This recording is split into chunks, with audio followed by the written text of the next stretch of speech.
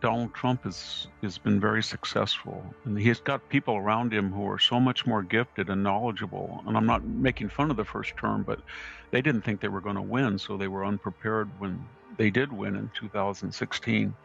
But this time they must have studied the left chapter and verse, because they really know how to push their buttons. And maybe one of the legacies of Donald Trump, besides his positive contributions, will be he had a unique, uncanny ability to make the Democrats expose themselves in a way that they really are, and is very repulsive and off-putting to the public. And every time he gets in a fight with one of them, they lose, and they start to show their hypocrisy and paradoxes in a very negative fashion to the public. Donald Trump's first term was full of surprises, even for him. He didn't expect to win in 2016, and his team wasn't fully prepared. But Victor Davis Hansen argues that this time is different. Trump has studied the left, learned from their tactics, and built a team that knows how to fight on his terms. Hansen lays out how Trump's greatest strength may not just be policy, but his ability to force Democrats to reveal who they really are. Every battle exposes their hypocrisy, their anger, and their disdain for Middle America. Impeachments, indictments, raids. Every weapon they threw at him only made him stronger, a Nietzschean figure fueled by resistance. According to Hansen, this isn't just Trump's comeback. It's a counter-revolution, one built on faith in the American people and a belief that the United States should lead, not apologize. They don't have any political power. They've lost the House, they've lost the Senate, they do not have the White House, and they don't have the Supreme Court. They do have the lower courts, but they can ultimately be overturned by the Supreme Court. And more importantly, they set certain precedents. Obama's use of executive orders, for example, that are very convenient for a powerful Republican president like Trump. So they're frustrated that they can't affect anything politically. And then they thought they could use extra legal methods, so they raided Mar-a-Lago. They had 93 criminal indictments. If you count E. Jean Carroll's crazy suit, 5 different courtrooms. 25 states were trying to get him off the ballot. They impeached him twice his first term. They tried him as a private citizen. 2 assassination attempts. And he's a Nietzschean character that it just made him stronger. The more they tried to destroy him, the stronger. So that frustrated them.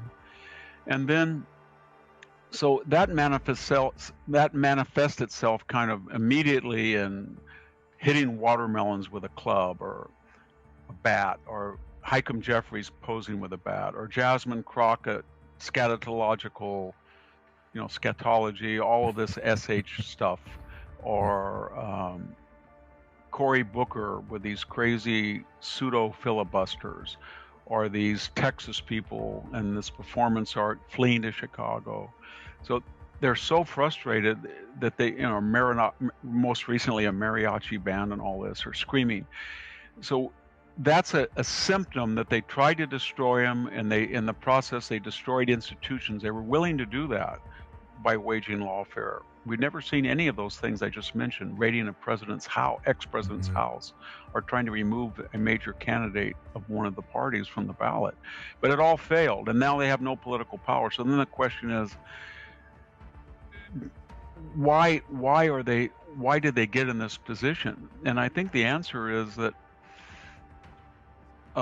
they became the party of the subsidized poor and the very upper middle class, professional classes, and the billionaire class. 9 trillion market capitalization in Silicon Valley, the Zuckerbergs, Soros, all those people, and Bloomberg, all of them. And the reason was, I think they thought that globalization that enriched the 2 coasts who had global skills. They had a market suddenly of 6 billion people, with media, law, investment, hedge funds, universities, and then the people in the middle who were muscular and lost out on manufacturing, assembly, resource exploitation, oil, gas, those type of workers.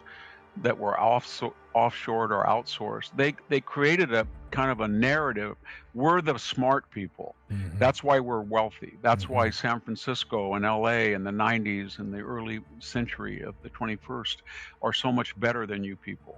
And that's why the people on the East Coast are so much better. And you people are clingers and deplorables and irredeemables and chumps and drags and most lately garbage, because we're the winners. And now that we've won and we're affluent, we're not subject to the consequences of our ideology. We can use you as lab rats. We'll try the new Green Deal. We'll have solar wind mandates. We don't care what the kilowatt price is. We don't care what gas prices are, because we're protected by our wealth and our degrees and our zip codes. And that changed the Democratic Party. If you go back in 92 and 96 and look at their convention statements under Clinton, my God, they're to the right almost of Republicans. We got to close the border. Illegal immigration has to end. We have to deport people. Juveniles who commit crime should be tried as adults. We need more police officers. We need to balance the budget. That was the Clinton response to McGovernism and Carterism. But so what I'm getting at is that this demographic change, or this economic or financial change, made it a party of, well, we don't have any popular middle class anymore. We don't want them. All we need to do is open the borders, subsidize the poor, subsidize the non-white, and concentrate on the power of money to influence the media, and your Google searches the order of your Google searches will be affected. We have insidious ways of retaining power without popularity. And somebody came along and beat them at their own game. And that was Trump, who was a master of the media, who was a master of alternate media, popular culture. And that creates a lot of frustration on their part as well. They thought that they were transforming to a net zero world, Green New Deal, DEI. It wasn't just DEI or affirmative action. There was a new vitriolic anti-white, and you saw that with Joy Reid the other day. You saw that with the New Yorker writer Doreen St. Felice. It was acceptable now to say that 70% of the country were stupid, or they smell, as this New York writer had said, or what Jasmine Crockett says. And all of that was going to be institutionalized. And that was part of the new Democratic Party. And Trump came along and said, I don't think most people like this stuff, and I'm going to find out who they are that don't like it. I'm going to get them out to vote. And it was very hard in 2016 and 2020, but he learned. And the final thing is, maybe the best thing was that he did lose 2020, because he learned in those wilderness years exactly how the left got power and how to neutralize it. And then when he came back in, he said, I'm going to appoint people on my ideological turf. It's not going to be any more of these first-term people.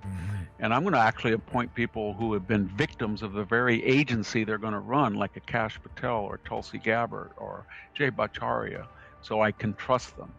And it's been a remarkable first 8 months how effective he's been. And I thought by now he'd be polling 30% given the magnitude of the counter-revolution, but it's just amazing what he's been doing.